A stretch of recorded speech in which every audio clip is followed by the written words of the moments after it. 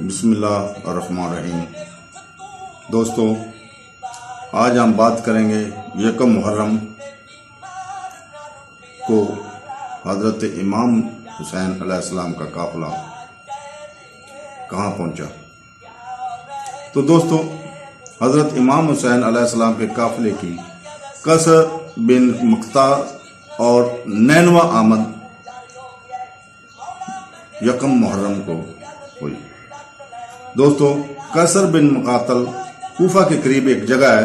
امام حسین علیہ السلام نے وہیں قیام کیا اور پھر رات کو نینوہ کی طرف روانہ ہوئے۔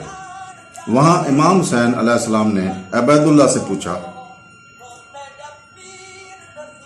اور عمر بن قیس المرشقی نے ان کے ساتھ ملنا چاہا، لیکن وہ نہ مانے۔ عبید اللہ بن حر الجوفی ان لوگوں میں سے تھا جنہوں نے امام حسین علیہ السلام کی دعوت کو قبول نہیں کیا تھا، لیکن اس نے قبول نہیں کیا تھا اور امام علیہ السلام کا ساتھ نہیں دیا تھا۔ واقعہ کربلا کے بعد عبید اللہ کو اپنی لاپرواہی پر بہت افسوس ہوا، اس لیے وہ مختار الثقفی کی بغاوت میں شامل ہو گئے، لیکن کچھ عرصہ بعد مختار سے وعدہ خلافی کرتے ہوئے مصعب بن کے ساتھ شامل ہو گئے۔ الزبیر کا المختار سے مقابلہ کرنا۔ تو دوستو، جب امام حسین علیہ السلام کوفہ کی طرف بڑھے تو عبید اللہ کوفہ سے باہر چلے گئے تاکہ ان کا سامنا امام حسین علیہ السلام سے نہ ہو۔ تاہم کربلا کے قریب ان کا سامنا حضرت امام حسین علیہ السلام سے ہوا۔ جب امام حسین علیہ السلام نے قصر بنی مقاتل میں، یا ایک اور روایت کے مطابق کربلا سے چند فرسخ قطقانیہ پہنچے تو انہوں نے ایک خیمہ دیکھا اور پوچھا کہ یہ کس کا ہے۔ انہوں نے کہا یہ عبید اللہ بن عاص کا ہے۔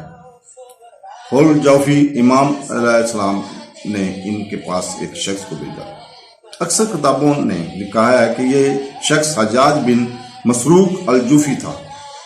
اسے امام علیہ السلام کی کیمپ میں مدد کرنے کی دعوت دینے کے لیے بھیجا، لیکن اس نے معذرت کرتے ہوئے کہا میں نے ایسا نہیں کیا، کوفہ سے نکل جاؤ۔